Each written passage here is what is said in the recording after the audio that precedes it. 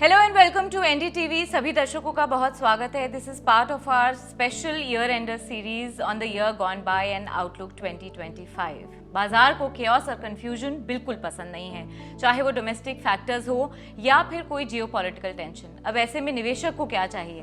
वो चाहता है कि कोई उन्हें सिंपल सी लैंग्वेज में क्लैरिटी दे दे और उनका कंफ्यूजन दूर कर दे। आज हम जिनसे बात कर रहे हैं उनकी यूएसपी ही यही है। वो जब भी जो भी कुछ कहते हैं या जब भी कुछ भी समझाते हैं, वो म्यूजिक टू ईयर्स होता है बाजार के लिए। आने वाले साल की तैयारी और 2024 का हिसाब किताब करने के लिए हमारे साथ आज हैं कोटक महिंद्रा एएमसी के managing director Nilesh Shah. Thank you Nilesh sir for giving us time. Welcome to NDTV profit. Nilesh ji, इस इंटरव्यू को हम थोड़ा हटके करेंगे क्योंकि आपसे हमको डिटेल्स में बात करनी है, लेकिन पहले एक गुगली हो जाए, क्योंकि आपको जो सुनते हैं और जो आपको फॉलो करते हैं वो वन लाइनर्स के बहुत कायल रहते हैं आपके। आपने हाल ही में फेड को युधिष्ठिर कह दिया, आपने बोला कि उनको अब जुआ खेलना ही पड़ेगा। फिर आप कभी कहते हैं कि अभिमन्यु को चक्रव्यूह से निकालने की ज़रूरत है। तो एक रैपिड फायर और वन लाइनर्स का मिक्स खेलते हैं आपके साथ। सबसे पहले शुरुआत करें। Sure. ओके, सो ये साल कैसा रहा? गुड, बैड, अगली या मिक्स्ड? गुड। अगला साल बाजार के लिए कैसा रहेगा? T20 या टेस्ट मैच खेलेंगे? Test match. 2024 का किंग कौन रहा? इक्विटी, म्यूचुअल फंड्स या कमोडिटीज, गोल्ड या silver specifically? Equities. Okay. Stock picks पर शेयर खरीदने वालों को आप क्या मैसेज देंगे? अपना पैसा चैरिटी में डाल दीजिए। 2024 के अंडर परफॉर्मिंग सेक्टर्स कौन से रहे? सेक्टर से ज़्यादा कंपनीज अंडर परफॉर्म करती है, बिकॉज सेक्टर में कोई कंपनी अच्छा होती है, कोई बुरी होती है। तो सेक्टर्स को नहीं, कंपनी और उसके प्रमोटर को अंडर परफॉर्मेंस कहना चाहिए। Anything you want to name? Private bank से अंडर परफॉर्म। ओके। 2025 के सनराइज सेक्टर्स कौन से होंगे सर? अगेन प्रमोटर के ऊपर ध्यान दीजिए। अच्छा प्रमोटर अच्छे सेक्टर में और या बुरे सेक्टर में भी अच्छा रिटर्न बना सकता है, बट बुरा प्रमोटर अच्छे सेक्टर में भी खराब रिटर्न देगा। अच्छा सर, रिटर्न की बात करें तो 2025 में सेंसेक्स क्या 1 लाख छुएगा या पार करेगा? मंगलवार को सेंसेक्स 1 लाख क्रॉस करेगा। कौन सा मंगलवार, ये मत पूछ। अरे सर, आपने तो एकदम भविष्यवाणी कर दी है। इस साल के लिए बैंकिंग या आईटी या फिर कुछ और? Diversified portfolio. Okay. Mid cap, small cap या सिर्फ blue chips? Blue chips. Okay. Trump के आने से भारत पर असर पॉजिटिव, नेगेटिव या अनसर्टेन? पॉजिटिव। ग्लोबल ग्रोथ की ट्रेन में भारत की कोच पोजीशन क्या होगी? अब हम इंजन है चाइना और अमेरिका के साथ। तो हम आगे लेके जाएंगे रफ्तार। पहले दुनिया चलती थी, हम चलते थे, अब हम चलेंगे, दुनिया चलेगी। वाह सर, बहुत बढ़िया बात बोल दी आपने। सर, ये रैपिड फायर खेलने का एक मकसद था, इससे टोन सेट हो गई है आगे के हमारे कॉन्वर्सेशन की, तो वहीं से शुरुआत करेंगे। आपने कहा 2024 गुड रहा, अच्छा रहा बाजार के लिहाज से, इकोनॉमी के लिहाज से या पूरी इंडिया की ग्रोथ स्टोरी के लिहाज से। ऐसा क्यों कह रहे हैं आप? What were your key takeaways for 2024 according to you? एकदम सिंपल भाषा में कहे, बाकी लोगों ने सेल्फ गोल किए, हमने नहीं किए। रशिया यूक्रेन में उलझा हुआ है, ब्राज़ील कम्युनिस्ट पॉलिसीज़ फॉलो कर रहा है, साउथ अफ्रीका सोशल स्ट्राइफ में है, चाइना स्लो हो रहा है, एजिंग हो रहा है। ये सारे माहौल के अंदर हम अपनी ग्रोथ की गाड़ी के ऊपर आगे बढ़ रहे हैं। इलेक्शन का साल था, लोगों ने सही तरीके से नतीजे दिए, तो एक कंटिन्यूटी भी बनी रही।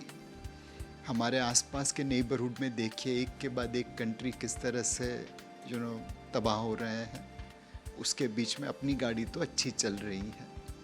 तो मार्केट के लिहाज से सर क्या सबसे अच्छा परफॉर्म किया आपके according?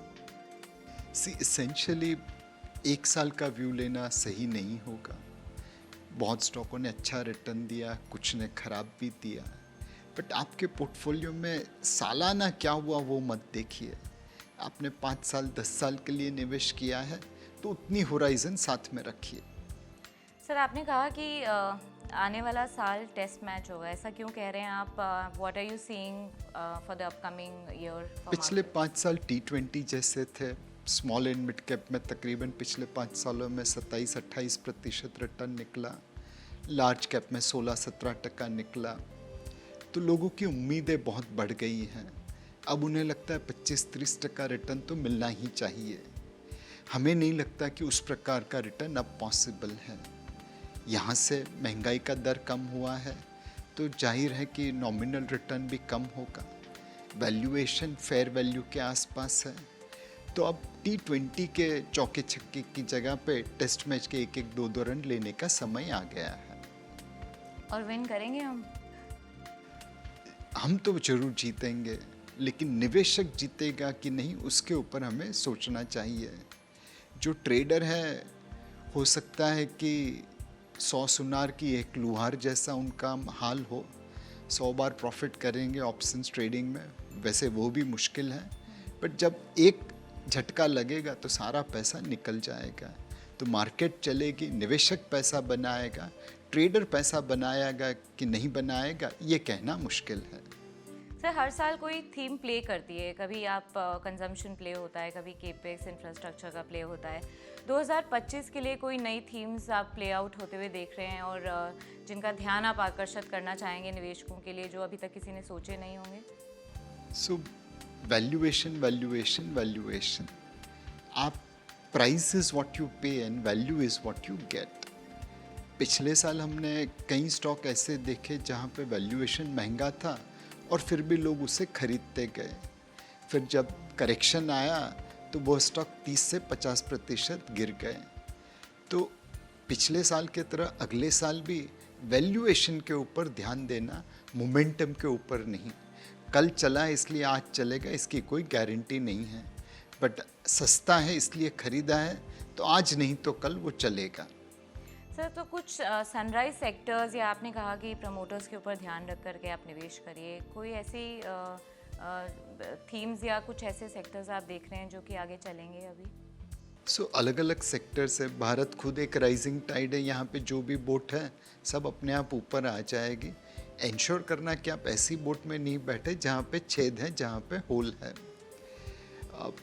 India itself is a great story and within that many sectors will do well, but let me just take one sector for example. The world is moving towards automation and robotics and today we don't have technology कि हम खुद अपने robots बना पाए, but every robots requires engineering components, precision parts, and we have capability to make those precision parts. So any company which is going towards manufacturing of precision parts, engineering parts for robotics will be at similar level where IT companies were in late 90s, early 2000, where generic pharma companies were 2 decades back.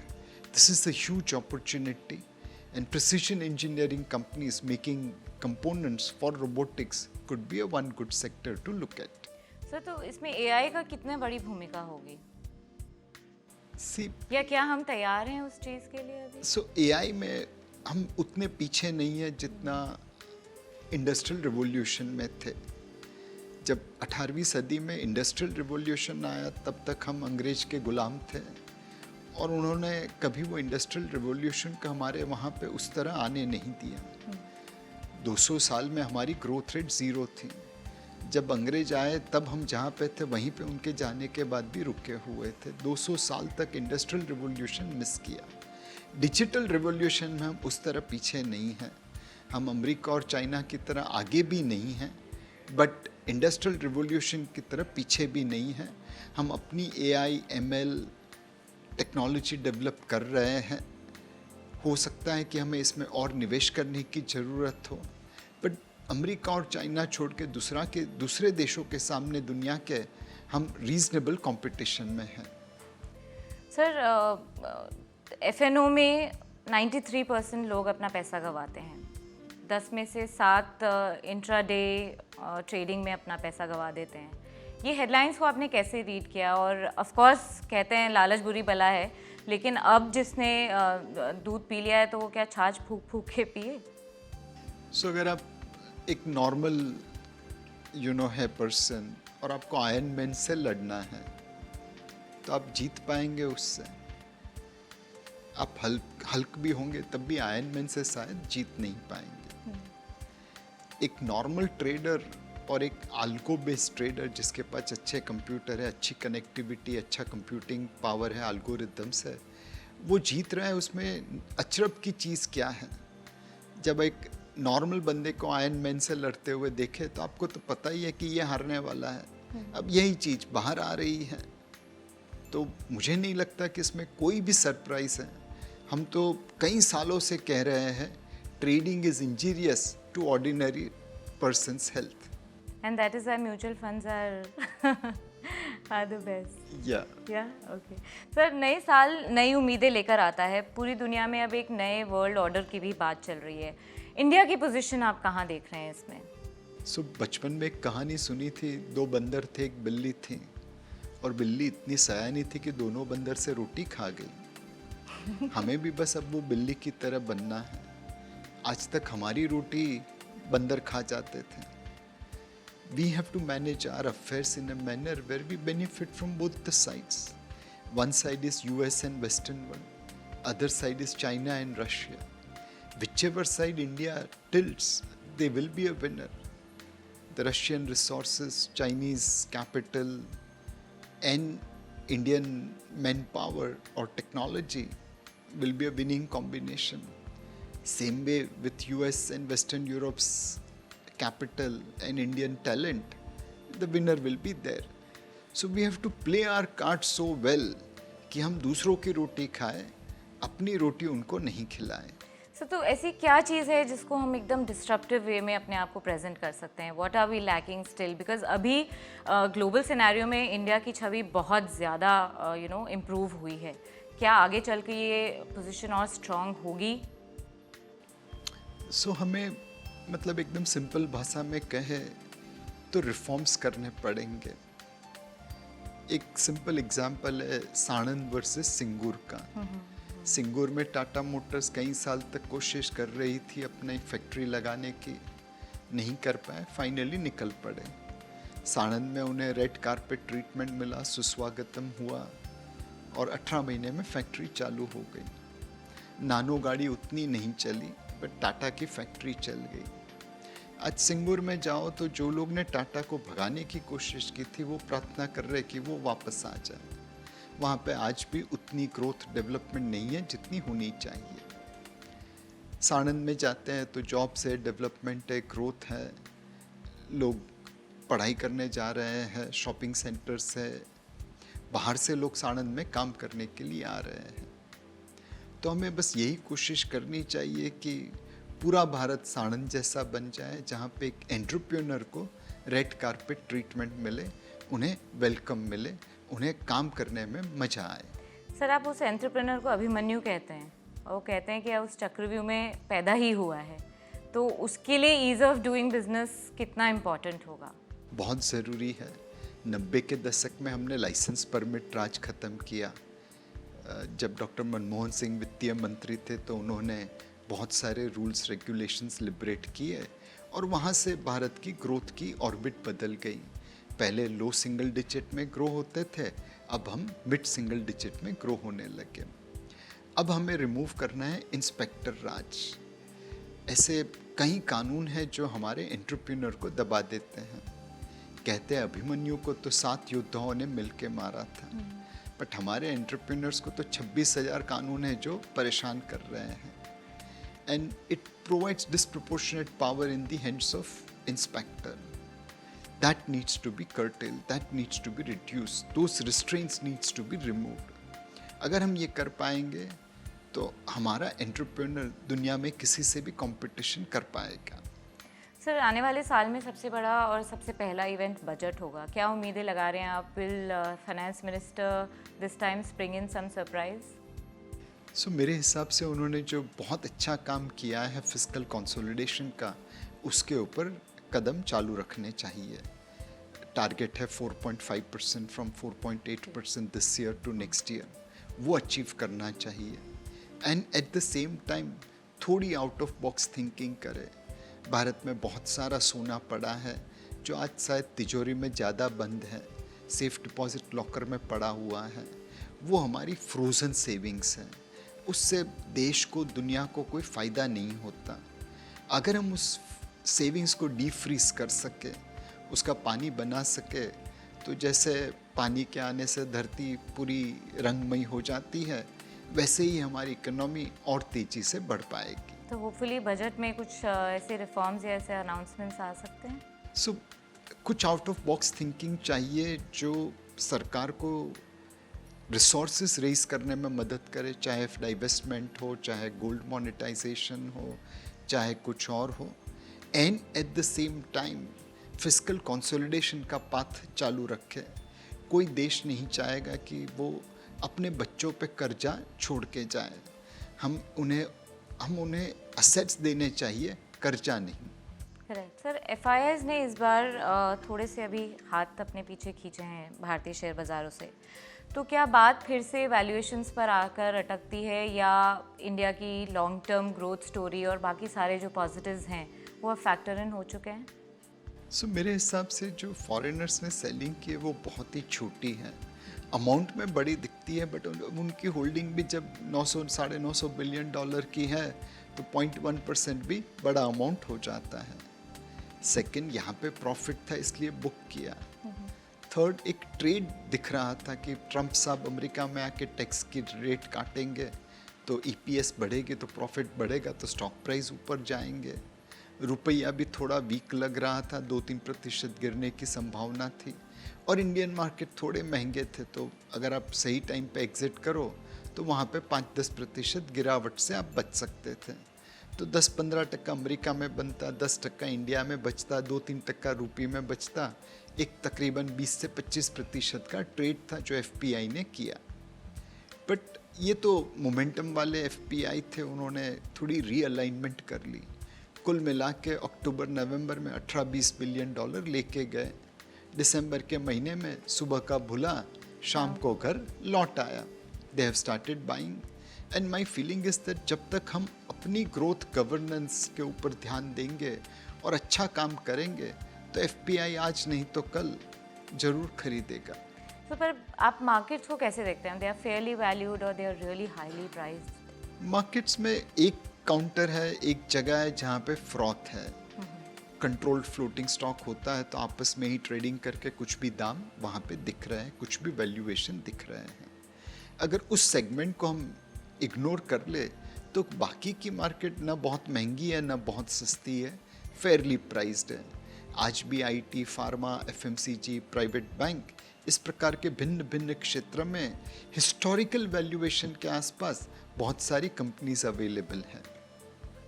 Sir, वैसे तो आप अपने आप को student of market कहते हैं, लेकिन आपकी खासियत है कि आप ट्रेंड्स बहुत जल्दी पकड़ते हैं, आप वार्निंग्स बहुत टाइमली देते हैं और उनसे निकलने का रास्ता भी बहुत जल्दी से बता देते हैं। तो क्या अब आपको आने वाले साल के लिए या कुछ सालों के लिए आपको कोई ऐसे रिस्क दिख रहे हैं जो कि निवेशकों को जिसके लिए तैयार रहना चाहिए?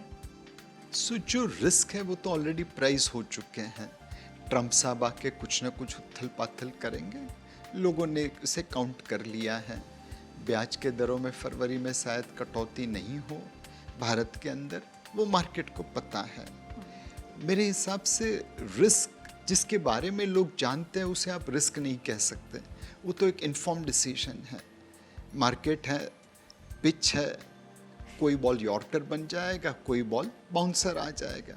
आपको तो बॉल देख के खेलना है, प्री डिटरमाइंड शॉट मत लेना, जैसे बॉल आए, गेंद आए, उसी हिसाब से बल्लेबाजी करना।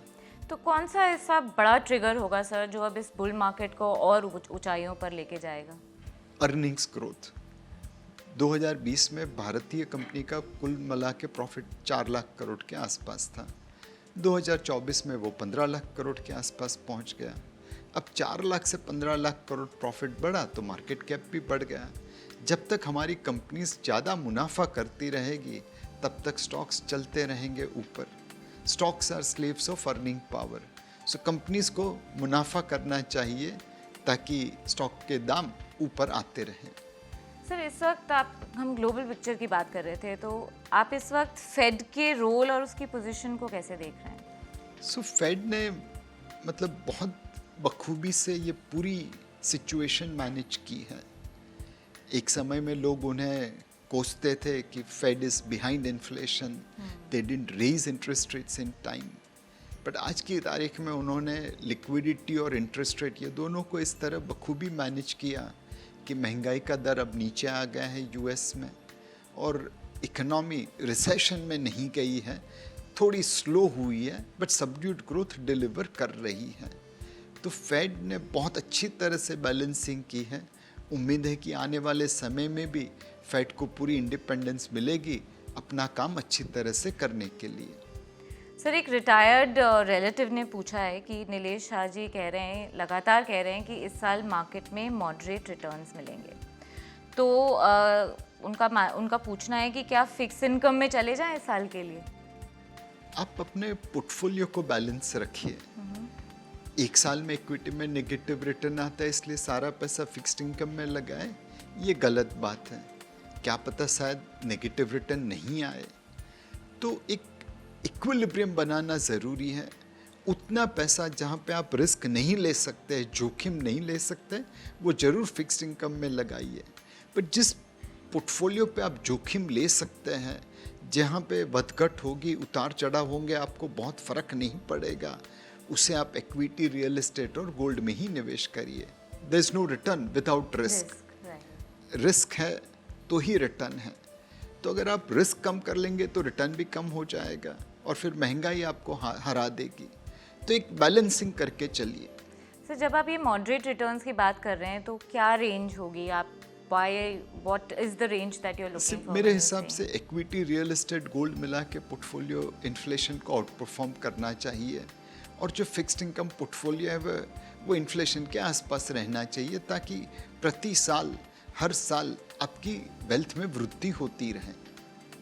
सर, तो ऐसे में जब आप फंड्स अभी चुन रहे हैं तो एलोकेशन कैसे करना चाहिए, सेक्टर वाइज भी और साइज के हिसाब से भी बताइए। कोर पोर्टफोलियो बनाइए जिसमें आप ब्लू चिप या large cap, large and mid cap प्रकार के फंड रखते हैं, और एक सैटेलाइट पोर्टफोलियो बनाइए जहाँ पे थीम रख सकते हैं, जहाँ पे आप सेक्टोरल फंड रख सकते हैं।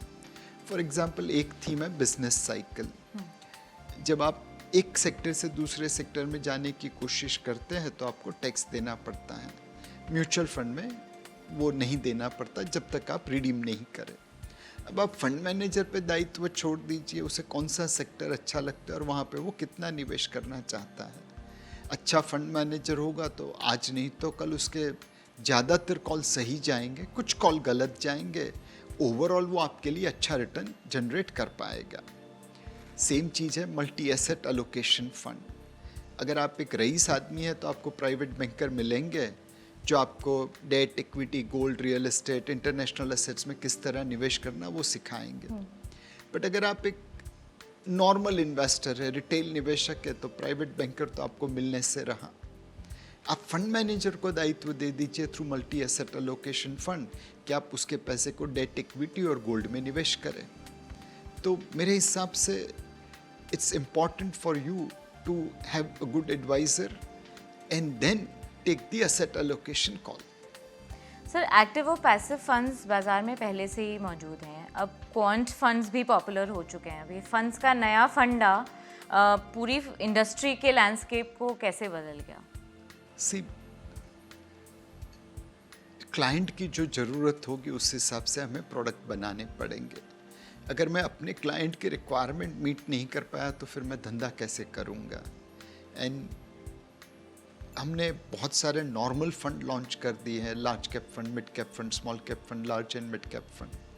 तो अब जो जगह बाकी है वो थीमेटिक और सेक्टरल फंड की है, पैसिव इंडेक्स फंड की है, फंड ऑफ फंड की है। तो ये तो क्लाइंट की रिक्वायरमेंट के हिसाब से इंडस्ट्री इवॉल्व होती रहेगी। सर, अभी हाल की जो जीडीपी में थोड़ी सी डिप आई है, जो ग्रोथ की में ड्रॉप आया है, क्या उस पर आप चिंतित हैं? How are you reading this playing in near to long term?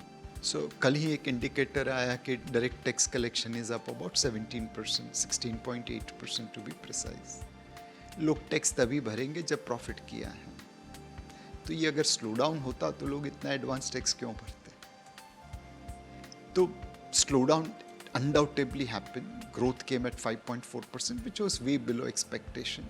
But वो बारिश का महीना था, बारिश बहुत अच्छी हुई तो इलेक्ट्रिसिटी, ट्रांसपोर्ट, डीजल, ये सारे सेक्टर को इम्पैक्ट हुई। सीमेंट को बहुत बड़ा इम्पैक्ट हुआ। सेकंड श्राद्ध का पीरियड था सितंबर के महीने में, तो लोगों ने खरीदारी डिफर्ड कर दी। और तीसरा, सरकार का इलेक्शन की वजह से खर्चा कम हुआ था। उस 3 चीज़ों के सामने इस बार कोई इलेक्शन नहीं है, बारिश नहीं है, श्राद्ध नहीं है, और 3 चीज़ पॉजिटिव हैं। शादियां हैं, आपको बहुत सारे इनविटेशन आए होंगे, तो 50 लाख शादियाँ 6 लाख करोड़ का खर्चा करेगी इस देश में। दूसरा, फेस्टिवल सीज़न है, दिवाली है, क्रिसमस है, लोग वहाँ पे खर्चा करेंगे। एंड फाइनली गवर्नमेंट का खर्चा चालू हो जाएगा, कैपेक्स। तो ये सारी चीज़ें मिला के third quarter and fourth quarter को मोमेंटम दे देंगे। We are not unduly worried and this advance tax collection growth does give confidence. So the consumption downplay जो अभी आया था, जो अभी बहुत चर्चा में रहा, that is also not worrying you at all? You think that is going to pick up? So in certain segments consumption had slowed down, but that's because लोगों ने पैटर्न शिफ्ट कर दी। पहले 1.5 लाख रुपए के फ़ोन नहीं खरीदते थे, लोग अब खरीदते हैं। अब 1.5 लाख रुपए के फ़ोन लोगे तो हो सकता है आपने कपड़ा खरीदना कम कर दिया, या ऑटोमोबाइल खरीदना कम कर दिया, या कुछ और चीज़ों पे खर्चा कम किया। तो कंजम्पशन की पैटर्न बदल रही है, but year on year consumption तो अभी भी पॉजिटिव है। और इस बार खरीफ एंड रबी क्रॉप बम्पर रहेंगे, वो उम्मीद है। तो डेफिनेटली खेत को फ़ायदा हो जाएगा, एग्रीकल्चर को फ़ायदा हो जाएगा।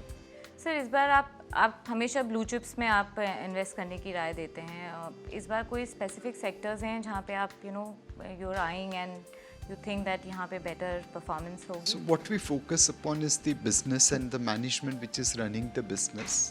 IT, pharma, consumer staple, telecom, private banks, financial services, ये सेक्टर में हमें लगता है कि मार्केट को आउट परफॉर्मेंस मिलेगा। सेक्टर्स जो थोड़े महंगे लगते हैं वो कैपिटल गुड्स एंड इंफ्रास्ट्रक्चर है, डिफेंस एंड रेलवे टाइप के PSU स्टॉक्स थे, और मोर इम्पॉर्टेंटली लो फ्लोटिंग स्टॉक वाले micro cap, mini cap, small cap, वहाँ पे लगता है कि वैल्यूएशन अपनी फंडामेंटल से बहुत आगे हैं। Any pain points are you seeing? Not that we will be unduly worried about. जैसे गेंद आएगी वैसे खेलेंगे, पिच अच्छी है, पिच पे रहेंगे तो रन पक्का बनेंगे। तो पेशेंटली खेलेंगे, पेशेंटली खेलना पड़ेगा। T20 से टेस्ट मैच बन गए। सर, आप ऐसे ही नहीं लोगों के रोल मॉडल हैं। आप इतने हम्बल बैकग्राउंड से आए हैं और फिर आपने इतने बड़े बड़े मुकाम हासिल किए हैं। उन लोगों को आप क्या कहना चाहेंगे जो एस्पायर करते हैं to become one like Nilesh Shah? Well, खुद का राह चुनिए। आपको अपने आप को उस तरह ज्ञानी बनाना चाहिए कि आप मार्केट की हर वॉलेटिलिटी का सामना कर पाए। कोच चाहे कितनी भी कोचिंग दे, अल्टीमेटली तो खिलाड़ी के ऊपर है, गेंद आती है तो क्या खेलने का। तो ये गुरु मंत्र आपने अच्छा दे दिया है। ये बताइए, आप सोशल मीडिया प्लेटफॉर्म से काफ़ी एक्टिव रहते हैं सर। एक्स पे आपके फॉलोअर्स देख रही थी, 599.9 के आपके फॉलोअर्स हैं, पर इंस्टाग्राम पे आप मुझे दिखे नहीं। तो क्यों पूछ रही हूँ? क्योंकि इंस्टाग्राम पे आजकल एक चीज़ वायरल हो रखी है, और क्योंकि आपने लोगों को गुरु मंत्र दिया है, तो ये देखिए, ये आपको मैंने दिया है, the first 4 words you see will be your mantra for 2025। Sir, वो पहले 4 वर्ड्स बताइए, आपको क्या दिख रहे हैं? पहला है family, oh wow, then gratitude, then purpose और चेंज। फैमिली आपकी जड़ें हैं, आपकी ताकत है, तो उनका ध्यान रखिए। ग्रेटिट्यूड, दुनिया में आप जो भी कर रहे हैं वो किसी की मेहरबानी की वजह से कर रहे हैं। Have gratitude for everyone who is supporting you, who is helping you, who have helped you. Purpose, उम्मीद या ऑब्जेक्ट हमेशा ऊपर का रखना चाहिए। एक कहावत है गुजराती में, निशान चुक माफ, नहीं माफ नीचू निशान। आप अगर गोल को मिस कर जाओ तो चलेगा, बट अगर गोल ही बहुत कम रखा, घटिया रखा, वो एक्सेप्टेबल नहीं है। मैं लोगों के लिए पैसे मैनेज करता हूँ। मेरा गोल ये है कि मुझे हर भारतीय को आर्थिक स्वतंत्रता प्रदान करनी है। मेरा बिजनेस बढ़ता है नहीं बढ़ता है, उससे मुझे उतना फ़र्क नहीं पड़ेगा जितना फ़र्क मुझे मेरे ये गोल से पड़ेगा कि हर भारतीय आर्थिक रूप से स्वतंत्र हो। And change is constant. दुनिया इतनी तेज़ी से बदल रही है कि आपको समय के साथ चलना पड़ेगा। सर बिल्कुल समय के साथ बदलना ही इम्पॉर्टेंट है, but this interview will not be over sir if I don't ask the eternal चिरकालीन ट्रेंडिंग क्वेश्चन और जो हम सब पूछते हैं। तो सर जाते जाते अपना न्यू ईयर रेजोल्यूशन क्या होगा ये भी बता दीजिए। न्यू ईयर रेजोल्यूशन हर बार लेते हैं, तोड़ देते हैं, तो इस बार रेजोल्यूशन लिया है कि जो लेंगे उसे फॉलो करेंगे, उसे तोड़ेंगे नहीं। तो पर आप रिवील कब करेंगे रेजोल्यूशन? अभी तो 15 दिन है, तो कोशिश करूँगा कि जो भी लूँ उसे फॉलो करूँ, उसे एग्जीक्यूट करूँ। Thank you so much sir for being such a support, it was wonderful speaking to you. और अब आप लोग भी अपना न्यू ईयर रेजोल्यूशन तैयार कर लीजिए। Wishing you all a very happy and prosperous new year, and yes, stay tuned to NDTV profit.